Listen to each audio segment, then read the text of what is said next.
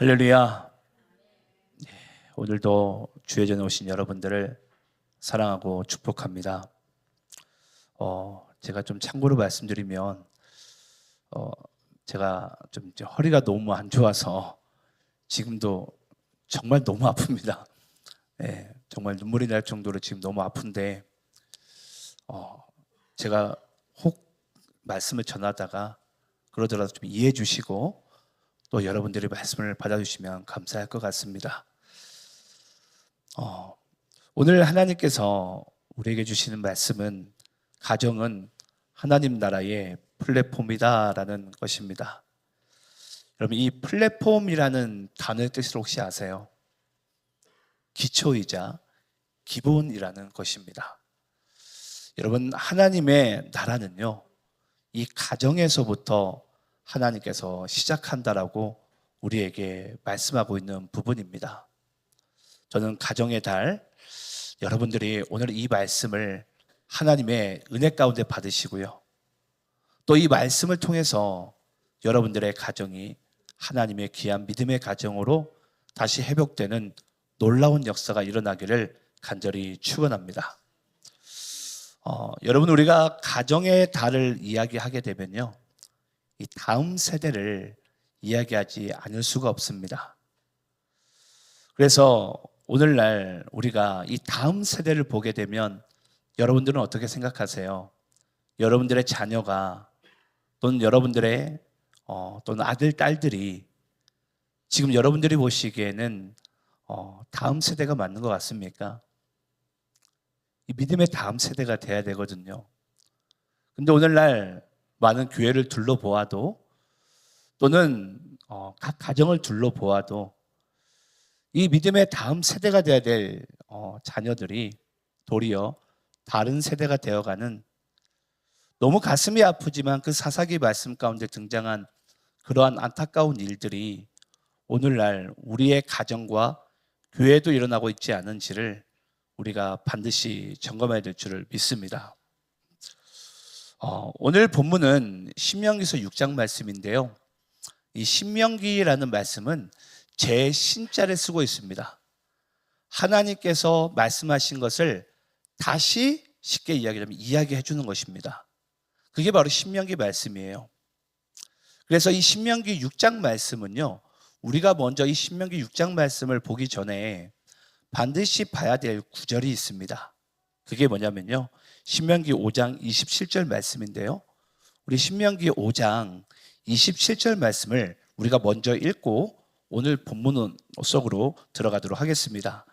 자, 신명기 5장 27절 말씀을 함께 한 목소리로 읽어보도록 하겠습니다. 자, 함께 있습니다. 시작. 당신은 가까이 나아가서 우리 하나님 여호와께서 하시는 말씀을 다 듣고 우리 하나님 여호와께서 당신에게 이르시는 것을 다 우리에게 전하소서.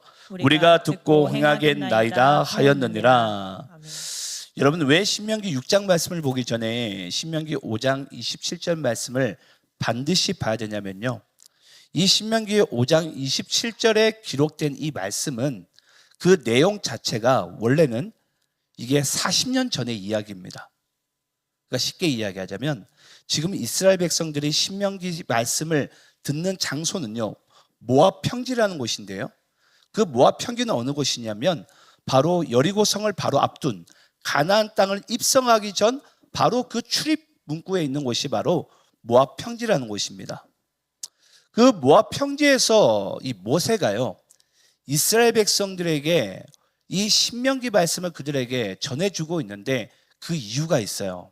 왜냐? 신명기 5장 27절에 한 이 당신은 가까이 나아가서 우리 여호와께서 하시는 말씀을 다 듣고 우리에게도 이르소서. 우리가 그것을 듣고 행하겠나이다. 이것은 여러분 40년 전에 출애굽한 이스라엘 백성이 시내산에서 하나님께 말씀한 거예요. 하나님께서 모세에게 우리에게 무언가 말씀하시면 우리가 그 말씀을 지켜 행하는 것을 친히 보여주겠다라는 거예요. 증명하겠다라는 거예요. 쉽게 이야기하자면. 그래서 하나님께서 모세를 통해서 그들에게 말씀을 합니다. 너희들이 앞으로 가나안 땅에 들어가게 되면 앞으로 이렇게 살아가라고. 근데 여러분, 신명기 이 6장 말씀 이전에 40년 전에 이 말씀을 들은 그때 당시에 이스라엘 백성들과요, 오늘 신명기 말씀을 듣는 백성들과는 시간적 차이가 40년이 있어요. 근데 여러분, 지금 모압 평지에 모여있는 이스라엘 백성들 누구인 줄 아십니까? 시내산에서 하나님의 말씀을 들었던 사람들이 아닙니다. 이미 그들은 다 죽고 없어요. 모세와 그리고 지금 누구죠? 이 여호수아와 갈렙만 남아 있어요. 나머지는 다 한마디로 다음 세대입니다. 그 다음 세대가, 여러분 잘 보세요. 모압 평지에서 모세에게 다음 세대는 하나님께 말씀을 구하지 않았어요. 근데 지금 모세는 뭐 하고 있죠? 모압 평지에서 그 출애굽 1세대가 하나님께 요구했던 말씀을 이 모세는 모압 평지 다음 세대 2세대에게 쉽게 이야기하자면 하나님의 말씀을 전하고 있다는 거예요. 여러분, 모세가 왜 전했을까요? 왜냐하면 하나님께 말씀을 요구했던 사람들은 이미 죽고 없어요. 그러면 지금 모압 평지에 모여있는 지금 다음 세대 입장에서는 하나님의 말씀을 구하지 않았는데 지금 하나님께서 모세를 통해서 그들에게 말씀을 하고 있다는 거예요. 여러분, 그 이유는요, 우리 신명기 5장 2절 3절 말씀에 모세가 말한 이유가 있습니다. 그 말씀을 좀 찾아보도록 하겠습니다. 신명기 5장 우리 2절 3절입니다. 우리 한번 교독하면서 읽도록 하겠습니다. 제가 2절 읽겠습니다. 우리 하나님 여호와께서 호렙산에서 우리와 언약을 세우셨나니 이 언약은 여호와께서 우리 조상들과 세우신 것이 아니요 오늘 여기 살아있는 우리 곧 우리와 세우신 것이라. 자, 여러분 2절에 보시게 되면요, 우리 하나님 여호와께서, 호렙산이라는 것은 여러분 시내산과 똑같습니다. 시내산의 다른 이름이에요. 호렙산에서 우리와 언약을 세우셨대요. 여기서 말하는 여러분, 우리는 누구죠? 출애굽 1세대뿐 아니라 신명기 말씀을 듣고 있는 다음 세대에게도 뭐 하셨다? 하나님께서는 언약을 세우셨다라는 거예요. 여러분, 오늘 이 말씀을 듣고 있는 지금 기성세대와 그리고 다음 세대분들이 이 말씀을 잘 기억하시기 바라요. 여러분, 우리는 하나님의 언약의 백성인 줄을 믿으시기를 축원합니다. 또 하나님의 언약의 말씀은 오늘 지금 이 순간 나에게 임한 말씀이기도 하겠지만 앞으로 여기에는 부모가 앞으로 돼야 될 사람들도 있고요, 이미 부모인 사람들도 있고 다음 세대들도 있어요. 참 그게 감사해요. 어찌 보면 여러분, 오늘 여러분들이 들은 이 언약의 말씀은 지금 나에게서 끝날 그런 말씀이 아니라 이 언약의 말씀은 여러분들이 만약에 자녀를 낳더라도 이 말씀은 계속해서 언약의 말씀이 이어져 가야 될 줄을 믿습니다. 그래서 여러분, 모세가요, 그 모압 평지에 모여있는 출애굽 2세대들이 하나님께 언약의 말씀을 구하지 않았지만 이 언약은 누구와 세웠기 때문에 우리와 세우신 하나님의 언약이라는 거예요. 그래서 그 다음 세대들에게도 이 하나님의 언약의 말씀 반드시 뭐 해야 된다는 거죠? 그들에게도 전해져야 되고 그들도 지켜 행해야 될 하나님의 귀한 생명의 말씀이 되는 줄을 믿습니다.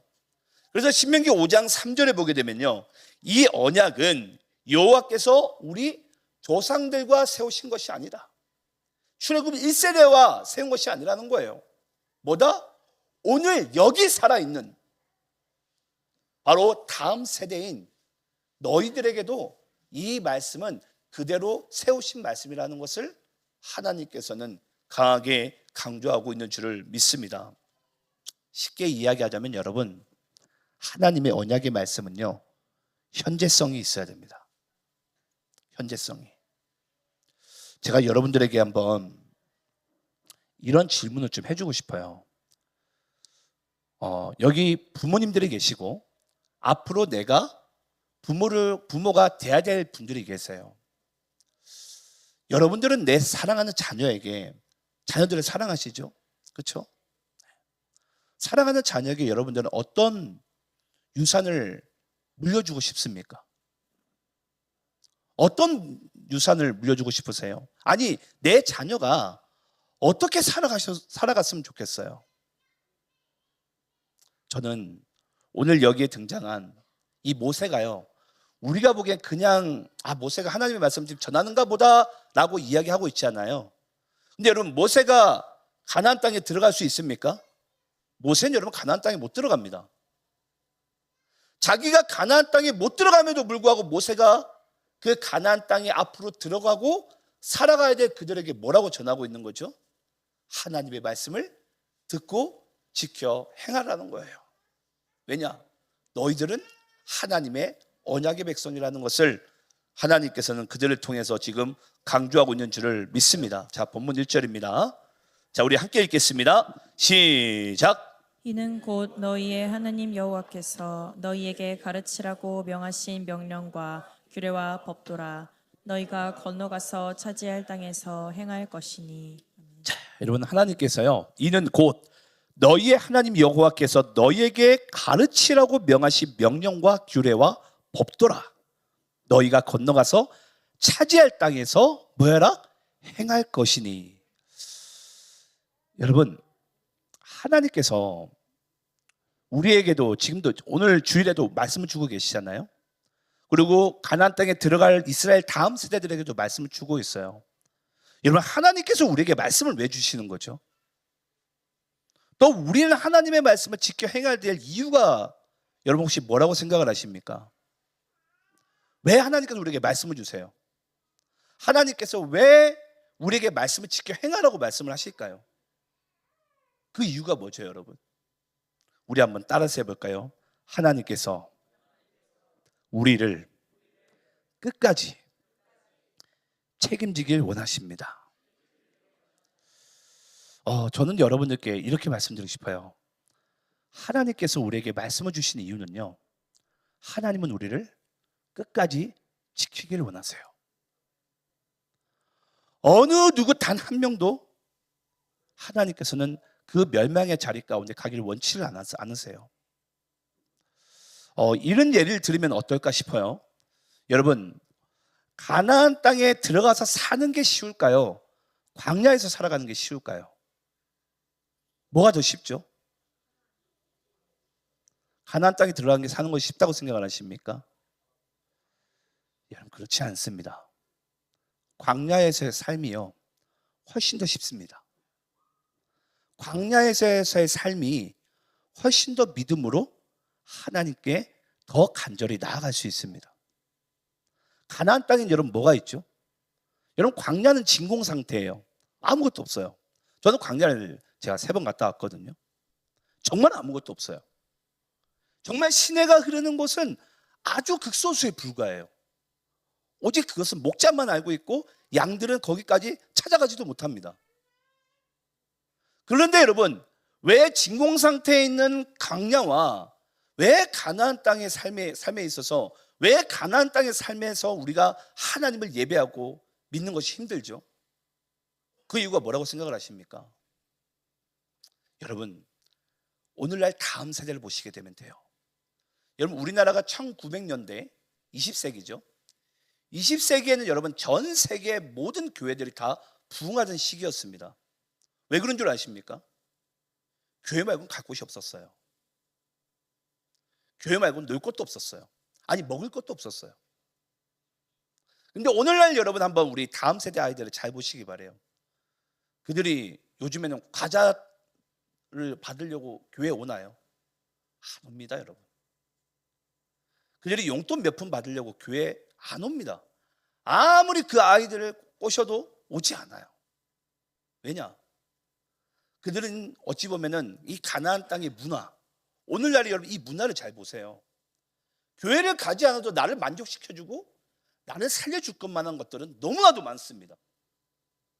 이 다음 세대가 하나님의 언약의 말씀을 붙들고 정말 하나님이 책임지는 인생 가운데 살아가는 것은 여러분 정말 어찌 보면 불가능한 일과 가까운 것과 비슷하다고 저는 생각을 해요. 저는 그래서 지금 모세가 자기는 가나안 땅에 들어가지 못함에도 불구하고 지금 믿음의 다음 세대가 지금 가나안 땅에 들어가는 그 초입에서 내가 여기서 죽겠지만은 내가 너희들에게 하고 싶은 것은 바로 그거라는 거예요. 가나안 땅에 여러분 뭐가 있죠? 7 부족이 있고요. 7 부족 말고도 수많은 부족들이 많았다 그래요. 그때 당시에. 부족이 많다라는 것은 여러분, 그 부족이 많은 숫자만큼이나 우상들이 많습니다. 또 그곳에는 젖과 꿀이 흘러요. 하나님께 구하지 않아도 쉽게 이야기하자면 내가 얼마든지 젖과 꿀을 먹을 수가 있어요. 그런데 광야에서는 여러분 어땠죠? 하나님이 주시지 않으면 만나가 내리지 않습니다. 하나님이 나의 길을 그 물가로 인도하지 않으면 물을 마실 수가 없어요. 그게 바로 여러분 광야예요. 제가 주일 오전마다 요즘에 몇 주 연속 하나님 앞에 간절히 기도하고 올라와요. 하나님, 제발 2발로 설 수 있게만 해달라고. 저 그것만 저 감사하겠다고 정말. 그냥 말씀을 전할 수 있게끔만 하나님 해주세요. 그냥 다른 거 저 그냥 필요 없습니다. 그것만 되면 됩니다, 주님. 육신이 연약하니까 하나님을 그냥 매 순간 그냥 주님을 불러요. 근데 우리 인간이 여러분 그래요. 내가 육신이 강건하고 뭔가 내가 부함 가운데 있으면요, 하나님을 찾지 않는 거예요. 하나님을. 여러분, 가나안 땅에서의 이스라엘 백성들의 삶과 광야에서의 이스라엘 백성들의 삶은요, 어찌 보면은 그 갭이요, 우리가 생각한 그 이상입니다. 더 쉽게 이야기하자면 다음 세대가 믿음 안에 살아가는 것은 여러분, 우리가 하나님의 말씀을 그들에게 전해주지 않으면은 그들이 믿음 안에 살아간다는 것은 거의 불가능과 가깝습니다. 저는 오늘 여러분들께 이 말씀을 듣고 있는 여러분들께 이 말씀을 꼭 드리고 싶어요. 정작 하나님의 언약의 말씀을 들었던 1세대들은 광야에서 다 죽었어요. 근데 그 하나님의 언약의 말씀을 실제로 붙들고 살아가는 자들은 믿음의 2세대들이었습니다. 저는 그래서 그들을 위해서 우리가 하나님의 말씀을 가르쳐야만 하고 그들의 영혼을 위해서 우리가 또 반드시 기도해야 되고 사랑과 또 하나님이 우리에게 주신 은혜로서 그들을 섬기는 그 책무가 저는 우리에게 있는 줄을 믿습니다. 우리 오늘 본문 2절부터 4절까지를 우리 한번 다시 한번 읽어보겠습니다. 자, 2절부터 4절까지 우리 본문 읽겠습니다. 곧 너와 내 아들과 내 손자들이 평생에 내 하나님 여호와를 경외하며 내가 너에게 명한 그 모든 규례와 명령을 지키게 하기 위한 것이며 또 내 나를 장구하게 하기 위한 것이라. 이스라엘아, 듣고 삼가 그것을 행하라. 그리하면 내가 복을 받고 내 조상님의 하나님 여호와께서 내게 허락하신 같이 젖과 꿀이 흐르는 땅에서 내가 크게 번성하리라. 4절 함께 있습니다. 시작. 이스라엘아 들으라. 우리 하나님 여호와는 오직 유일한 여호와이시니. 여러분, 우리 한번 따라해 보겠습니다. 이스라엘아 들으라. 여러분, 이게 히브리어로 뭐냐면요, 이것도 한번 따라해 볼까요? 쉐마 이스라엘. 여러분, 쉐마 이스라엘, 이스라엘아 들으라 라는 것입니다. 뭐가? 우리 하나님 여호와는 오직 유일한 여호와시니. 저는 오늘 말씀을 제가 마무리하고 준비하면서요, 저에게 가장 큰 이 심령을 두드리고 울리는 말씀이 바로 이 말씀이었어요. 여러분, 여러분들에게 오직 하나님 여호와가 오직 유일한 여호와가 맞습니까? 내 인생 가운데 하나님께서 오직 유일신이신 유일한 여호와가 맞냐라는 것입니다. 많은 크리스찬들이 여러분 예수를 믿어요. 구원 받았다라고 이야기도 합니다. 근데 정작 우리의 인생 가운데 그 하나님을 오직 유일한 여호와로 내가 믿지 않는 거예요. 여러분, 오직 유일하다는 것이 무슨 뜻이죠? 나를 책임지시고 나를 다스리시고 이 우주 만물을 통치하시는 오직 그 한 분은 하나님밖에 없다라는 것이에요. 여러분, 여러분들의 인생을 하나님께서 책임지시면 믿습니까? 여러분들의 모든 그 영혼을 하나님만이 오직 그 예수 그리스도로 말미암아 구원할 수 있는 분이심을 믿으십니까?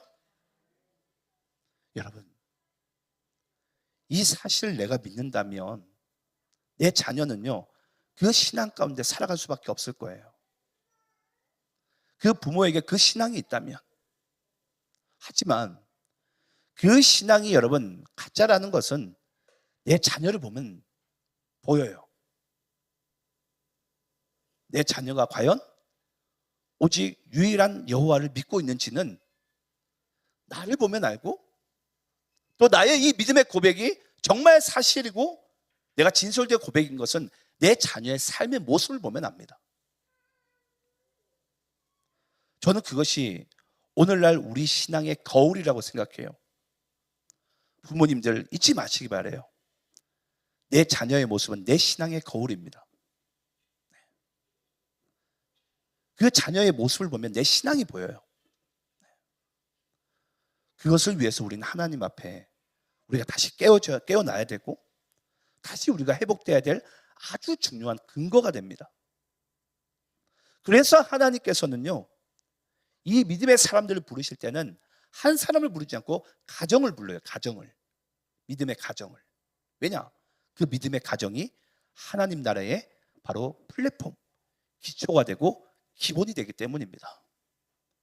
그래서 전 여러분들의 인생 가운데 있어서 나의 신앙 곧 자녀의 신앙이 곧 나의 신앙의 거울이구나. 여러분, 우리 교회에 있는 어른들은, 성인들도 이걸 잊지 마시기 바라요.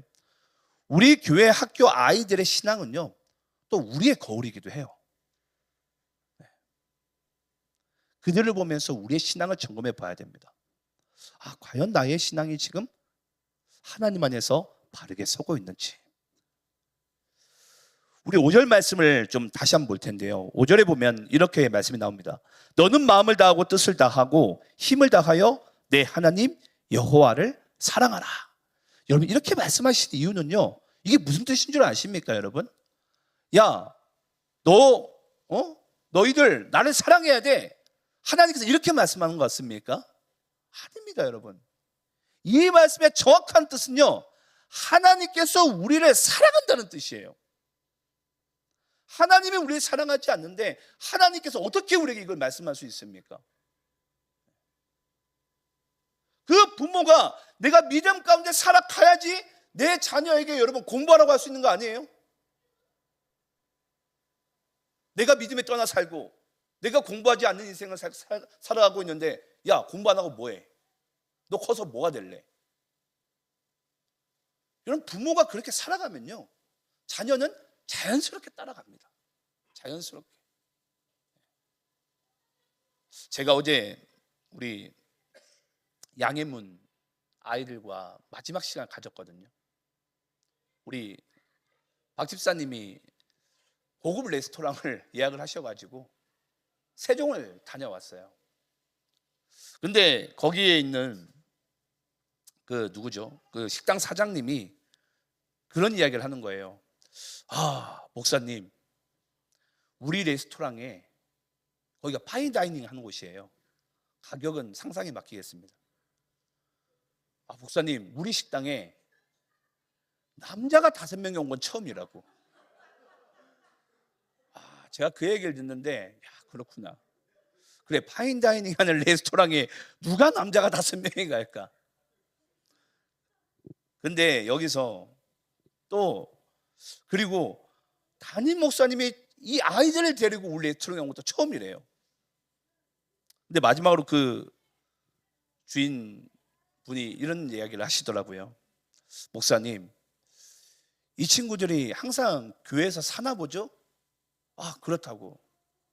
근데 그 레스토랑 주인이 그런 얘기를 하는 거예요. 이 요즘 아이들은 부모가 강요한다고 이 교회에서 지내고 교회가 좋아서 있는 게 아니라, 이 아이들은 분명히 무언가 모르지만 그 하나님께 이끌려서 하나님을 발견했고 예수님을 발견했기 때문에 이 레스토랑에 머물게 된 줄을 믿습니다. 교회에, 레스토랑이 아니라. 죄송해요. 제가 왔다 갔다 하네요. 근데 여러분, 저는 그렇게 말씀드리고 싶어요.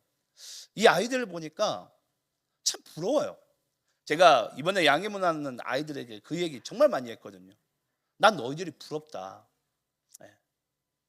너희들의 나이 때 교회에서 이렇게 놀 수 있고, 교회에서 하나님을 자연스럽게 알아가고, 내가 그 예수님을 위해서 살아간다는 것, 여러분, 저는 이 친구들이 전 복 받았다고 생각을 해요. 아니, 이보다 더 큰 복이 여러분 어디 있습니까? 이들이 하나님의 은혜 가운데 살아가는데. 그러니까 어제 이 친구들에게 제가 차를 타고 가면서 그 이야기를 했어요. 마지막으로 사랑하는 사람들에게 하고 싶은 말이 없냐? 근데 이 친구들이 하는 말이 다 그거예요.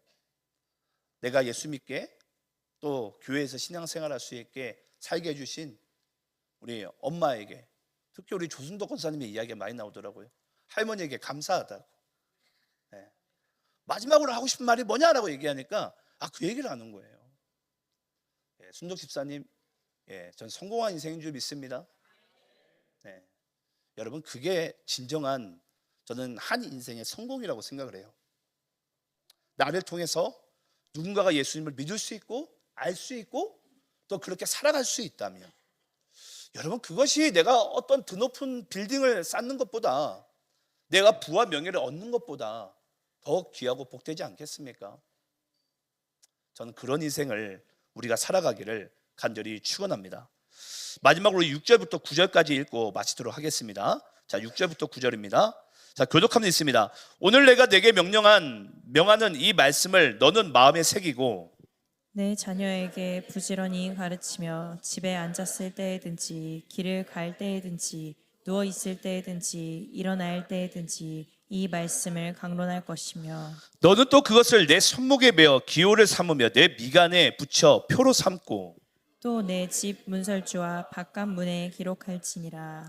자, 여러분, 오늘 7절 말씀을 다시 보게 되면요, 내 자녀에게 부지런히 가르치며 집에 앉아 있을 때든지 길을 갈 때든지 누워 있을 때든지 일어날 때든지 이 말씀을 강론할 것이며. 여러분, 이 7절 말씀은 결국은 뭐 하라는 거죠? 네 자녀가 이 하루 한날을 살아가는 그 날 동안에 무슨 일을 하든지 뭐 하라는 거죠? 하나님이 계시다는 것을 인식하며 살게 만들라는 거예요. 여러분, 우리도 그렇지만 우리 자녀들도요, 우리가 이 하루를 매일매일 살아가잖아요. 그 매일매일 살아가는 그 한 날 동안에 하나님이 여러분과 함께 하신다는 그 인식을 매 순간 가지시기를 간절히 축원합니다.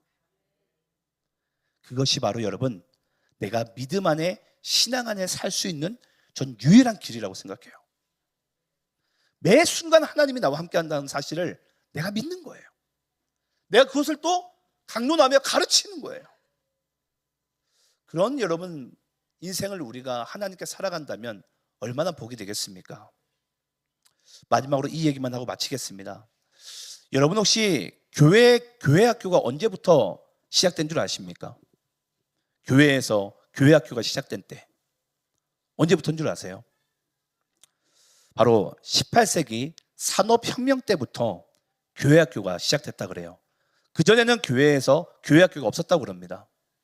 근데 18세기 산업혁명 때 교회 학교가 생기기 시작했는데, 그 이유가 뭐냐면요, 이 로버트 레이크스라는 사람이 교회 학교를 처음 전 세계적으로 영국에서 출발하게 됩니다. 근데 여러분, 왜 그게 영국에서 18세기 산업혁명 때 나타날 수밖에 없었냐면요, 그때 당시에 많은 성인들은 남녀 불문하고 산업혁명 때 다 공장으로 일을 하러 갔다 그래요. 그러니까 이 아이들이 오갈 데가 없는 거예요. 그러면서 다 길거리 한복판에 다 아이들이 쏟아 나오기 시작합니다. 왜 그런 줄 아세요? 그때 당시는 학교도 없었습니다. 그러니까 아이들의 모든 사회적 범죄가 다 아이들과 연루되어져 있는 거예요. 그때 이 로버트 레이크스라는 사람이, 우리가 주일에라도 이 아이들에게 말씀을 가르치자 라고 그 사회혁명가인 그 레이크스가 외침을 통해서 교회 학교가 생기기 시작합니다. 뭐 하자고? 우리가 이들에게 하나님의 말씀을 가르치자고. 여러분, 교회 학교는요, 노는 것이 아니에요. 하나님의 말씀을 그들에게 가르치고, 그들의 인생의 방향과 그들이 무엇을 위해서 이 땅 가운데 살아가는지를 정확히 알려주는 것이 저는 교회학교라고 생각을 합니다. 저는 많은 목사님들과 이런 대화를 하고 있는데요, 그 목사님들마다 이런 이야기들을 많이 하세요. 어떤 이야기인 줄 아십니까? 우리 교회는 교회학교에 관심이 없어. 투자가 없어. 여러분, 교회에서 왜 오늘날 많은 교회들이, 특히 시골 교회들이 교회학교 아이들에게 시간과 모든 이 투자를 다 빼는 줄 아십니까? 시골에는 어차피 이 아이들은 떠난다라는 거예요. 우리 교회도 이 아이들은 언젠가는 성인이 되고 대학생이 되면 떠난다라는 거예요. 그러니까 교회에서 투자를 하질 않아요. 근데 저는 이렇게 말씀드리고 싶어요. 여러분, 이 교회 학교들이 정말 믿음 안에서 우리 교회에서 잘 자라서 성인이 되어 어느 지역에 가더라도 여러분, 교회가 그런 마인드로 함께 우리가 협력해서 이 아이들을 세워져 나가면 결국은 여러분 그 아이들이 또 교회를 찾아가지 않겠습니까? 저는 그런 선순환적 일들이 저는 교회에서 일어나야 된다고 생각을 해요. 근데 교회에서요, 당장에 내 교회에 이익이 되지 않으면 그들에게 투자를 하지 않는 거예요. 사랑을 주지 않는 거예요. 섬기지 않는 거예요. 그런 일들이 저는 이 도시 안의 교회 가운데 또는 이 땅의 모든 교회들 가운데 다시 저는 제거되고 또는 회복되기를 간절히 축원합니다. 오늘 하나님 우리에게 주신 이 신명기 말씀, 저는 우리 각 가정과 또 교회의 가장 중요한 말씀이라고 생각을 해요. 오늘 이 말씀을 여러분들이 잘 기억하시고 정말 여러분들의 각 가정이 이 5월의 가정의 달 가운데 하나님 나라의 플랫폼, 기초가 되고 근본이 되는 그런 가정으로 거듭나고 회복되기를 간절히 축원합니다. 기도하겠습니다. 하나님,